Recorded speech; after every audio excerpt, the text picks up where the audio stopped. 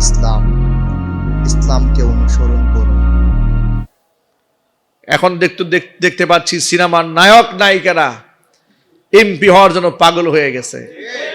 এরা হয়ে যাবে আইন প্রণেতা। সারা বছর করেছে অশ্লীলতা, বেহায়াপনা, নির্লজ্জতা, জেনা, ব্যভিচার, পরকীয়া, তো এরাই প্রমোট করেছে, ঠিক কিনা?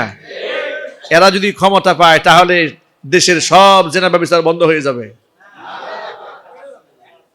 না আমদানি বেশি হবে? এই জন্য সুতরাং এই ক্ষেত্রে খুব সাবধানতা অবলম্বন করা উচিত। যা করবেন ভেবে চিন্তে দায়িত্বশীলতার সাথে ইমানদার হিসেবে যা করা উচিত সেটাই করতে হবে। এখানে কে কোন দল করেন, কে কোন দলের রাজনীতি করেন দেখতেও চাই না, দেখার প্রয়োজন মনে করি না। আলেম হিসেবে দায়িত্ববোধের থেকে বলছি, যেহেতু কিয়ামতের ময়দানে আমাকে আসামির কাঠগড়ায় দাঁড়াতে হবে, যদি এই মেসেজ আপনার কানে পৌঁছে না দেই, কোনো বেনামাজি, কোনো মিথ্যাবাদী, ক্ষুধাদ্রোহী, আল্লাহকে চায় না, কোরআনের আইন চায় না, আলেম ওলামাকে পছন্দ করে না, এমন ধাপ্পাবার সমাজে আছে না নাই? আবার দেখবেন সারা বছর আলেমকে পছন্দ না করলে কি হবে, ইলেকশন আসলে কিন্তু মারাত্মক পছন্দ করে। তখন মাথায় টুপি দিয়ে হুজুর ছাড়া আর কিছু বুঝে না,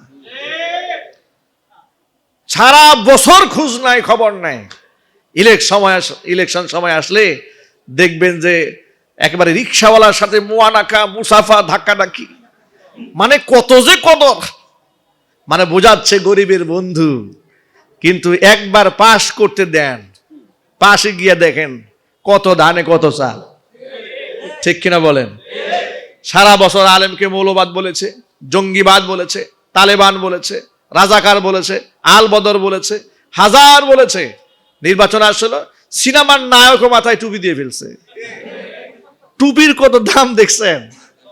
টুপির কত দাম! ওরাও বুঝে ফেলেছে, ওরাও যাতে মাতাল তালে ঠিক। ওরা জানে সারা বছর আকাম কুকাম যাই করি না কেন, 90 থেকে 95% মুসলমানের ধর্মীয় সিম্পিতির মধ্যে আঘাত দিয়া কোনো ফায়দা লুটা যাবে না। টাকলা মুরাদও মাথায় টুপি দিচ্ছে।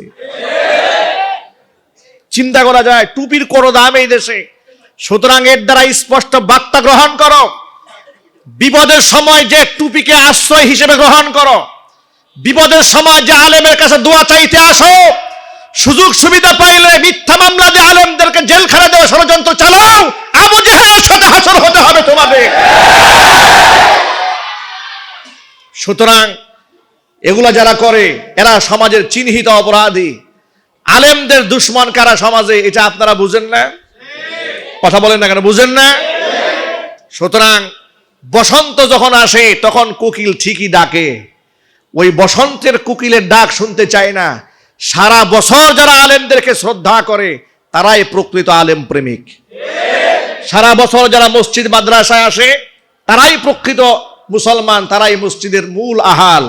হঠাৎ করে মাথায় টুপি দিল আর আপনি মনে মনে চিন্তা করলেন উনি এই মাত্র বেহেশত থেকে পালায় আসছে, ওই চিন্তা মোটেও করবেন না। তখন আপনি বুঝবেন আপনার কাছে টুপি মাথায় দিয়ে আসবে আর আপনি বুঝবেন ও জাতীয় মুনাফিক। চিল্লা বলে মুসলমান ঠিক কিনা বলেন? সুতরাং গাদ্দার, বেঈমান, মুনাফিক এই সমস্ত ব্যক্তিদের সাথে কোন মুসলমানের সম্পর্ক থাকতে পারে না। আমার সাথে কি আপনারা একমত আছেন? কারা কারা একমত আছেন আমি দুহাত দেখতে চাই।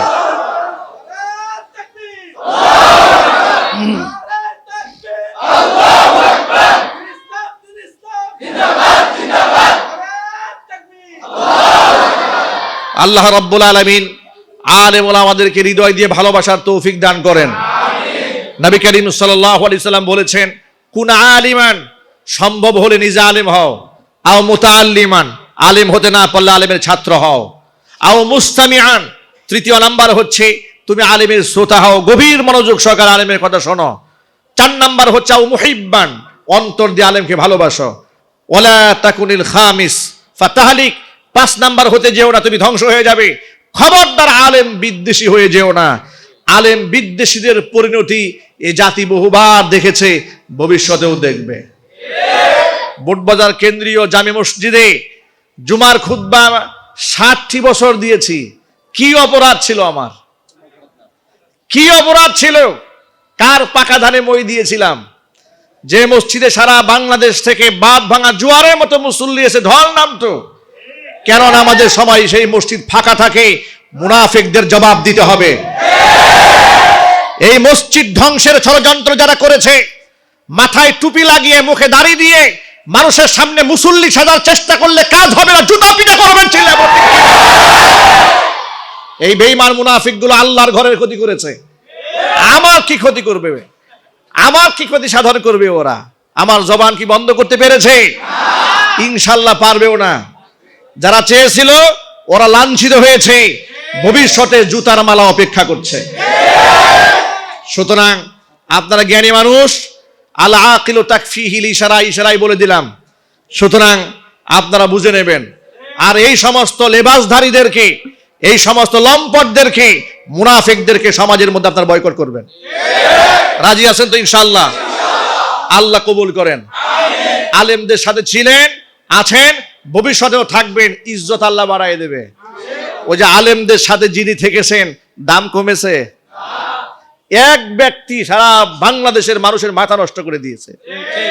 কথা বলেন না, ঠিক কিনা বলেন? একজন পার্সন সারা দেশটাকে ভয় পায়। কেন? আপনাদের এত ভয় কেন? আলেমদেরকে অন্তর থেকে মহব্বত করুন, আপনিও চমকায় যাবেন। ঠিক কিনা বলেন? হিংসা না করে অন্তর থেকে আলেমদেরকে ভালোবাসতে শিখুন। আল্লাহর ঘরের সাথে সম্পর্ক রাখুন, আল্লাহ আপনার ইজ্জতও বাড়ায় দেবে।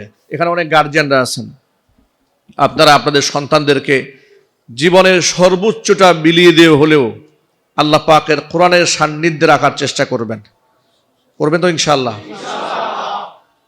অর্থ করে যদি একটু ব্যয় বেশিও হয়, দ্রব্য মূল্যের ঊর্ধ্বগতি, বাজারে আগুন লেগেছে, এই আগুন তো কে নেভাবে? রক্ষক যখন ভক্ষক, তখন এই আগুন নেভানোর তো কেউ নাই। ঠিক কিনা বলেন?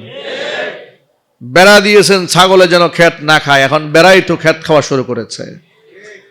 এই ক্ষেত তো রক্ষা করা কোনোভাবেই সম্ভব নয়। এই জন্য সমাজে ইমানদার নেতৃত্ব আনা প্রয়োজন। কথা বলেন? শাসন ব্যবস্থায় সৎ লোক আনার দরকার আছে না নাই? শাসন ব্যবস্থায় যদি সৎ লোক না আসে, সবসময় বেনামাজি, মিথ্যাবাদী, সুদখোর, ঘুষখোর, লম্পট এদেরকে যদি রাখার চিন্তা ভাবনা করেন, সারা বছর মসজিদে তাহাজ্জুদের নামাজ পড়ে চোখের পানি ছেড়ে দিয়ে কাঁদলেও সমাধান হবে না।